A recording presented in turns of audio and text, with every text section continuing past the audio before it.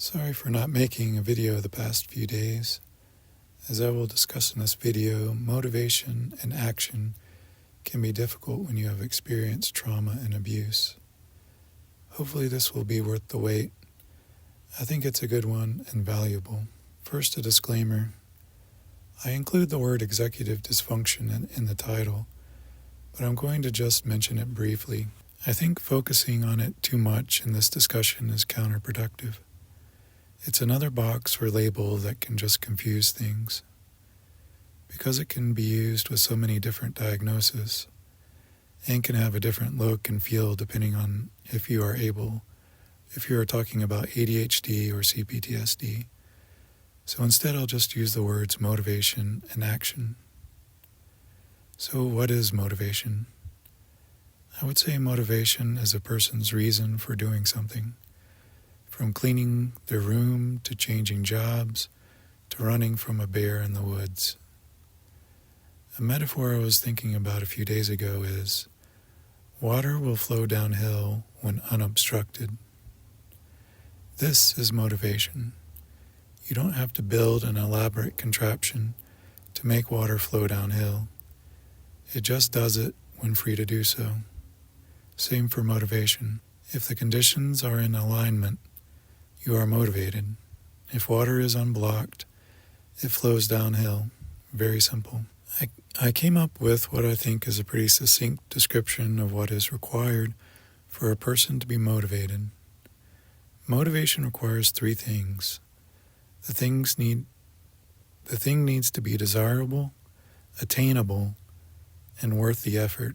Let's say you wanted to wash the dishes. Is that desirable? If you want a clean kitchen, it would be. Is it attainable?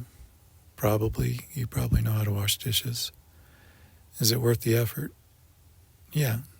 It would be pretty quick, maybe take 10 minutes. And at the end, you'd feel better.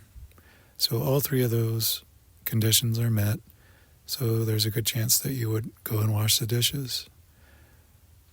But there can be times when all three conditions are met, but you are still not motivated to action. But I'll get there a bit later. Another example. Say someone told you, drive to the store and buy them a bag of chips. And they would pay you $1,000. Is going to the store desirable? Maybe not. Maybe you don't want to go anywhere that night. But $1,000, that's worth the effort of going. So sometimes even when one of the three isn't there, if the others are high enough, then it can motivate you. Another example. Say you make a New Year's resolution to get six-pack abs.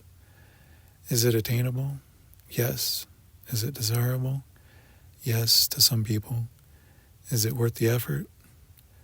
A person may find a few weeks into the resolution that it's just not worth the effort and stop trying.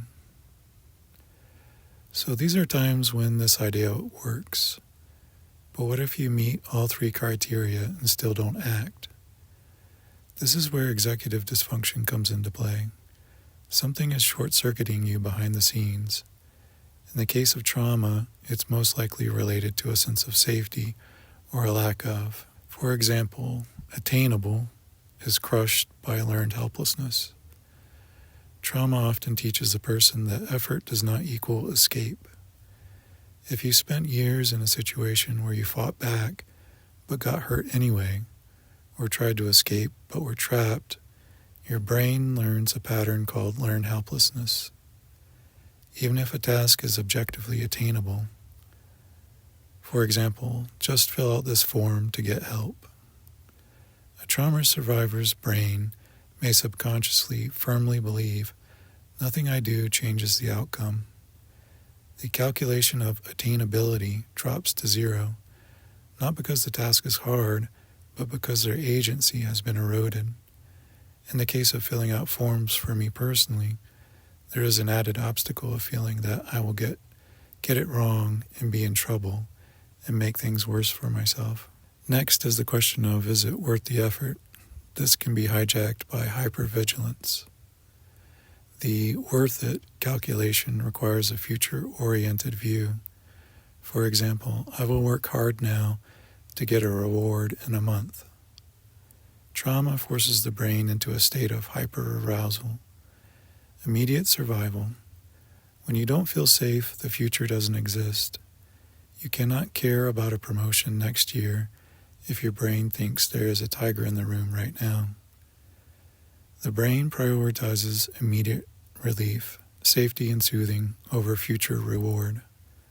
This explains why trauma survivors sometimes engage in behaviors that look unmotivated or self-sabotaging, like quitting a job suddenly, which I've done. They aren't calculating value, they are escaping immediate stress. Last is desirable. This flips gaining something to getting relief from something. Desirable usually implies adding something positive to your life, money, fitness, or status. In a state of trauma, desirable changes. The only thing that is desirable is the absence of pain. Traditional motivators, bonuses, praise, long-term goals, stop working because the person isn't trying to thrive.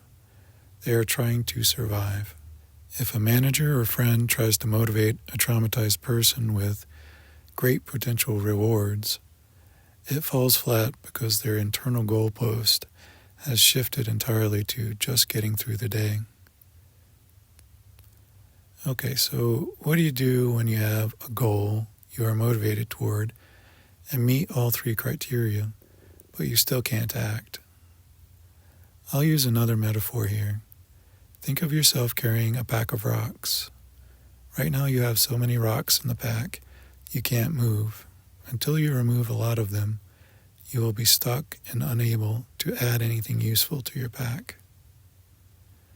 When a person is in collapse or functional freeze, they are beyond their limit. Think of having 20 devices plugged into one outlet. If you just add one more thing, the circuit breaker trips and everything shuts down.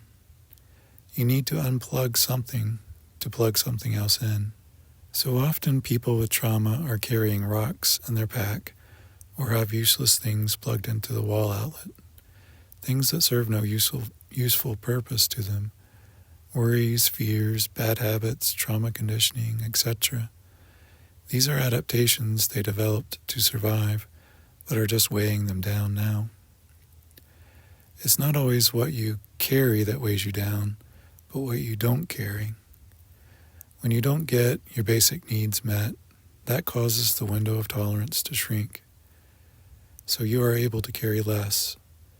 If you have no place to live or a way to eat healthy food, if you are alone and have no one to connect to, if you are under constant stress of one tiny bill destroying your life, this is not conducive to expansion. It's a recipe for contraction and withdrawal and avoidance. In an effort to take stress off you and not feel so overwhelmed, you resort to avoidance and not dealing with things. Which finally brings us to the word laziness. To me, laziness doesn't exist. It's just a word people use to try to shame people into doing what they want.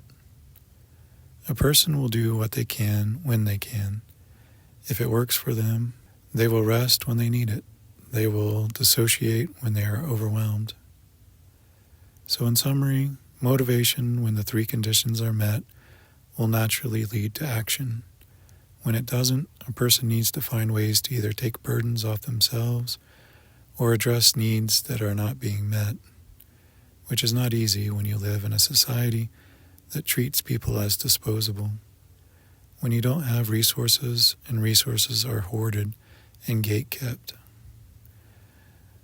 That's why I'm working on a free resource for you guys. I'm hoping to get it out before the new year so we can all start using it and make a new hopeful start next year. Thank you for making it to the end of the video. If you found it useful and want to see me keep making these, the best thing you can do is donate to help support my work. I'll leave a link below. I'm really trying to get on my feet after years of not. You can listen to my video titled, I Need Help for more information. Thank you to anyone that has already donated. If you don't have the ability to financially help, You can make a big difference by hitting the like button and commenting. This helps YouTube recognize that people are watching it and liking it, which makes it promote the video. Thank you to everyone, and I hope we can all eventually find ways to heal and as a result heal the entire planet.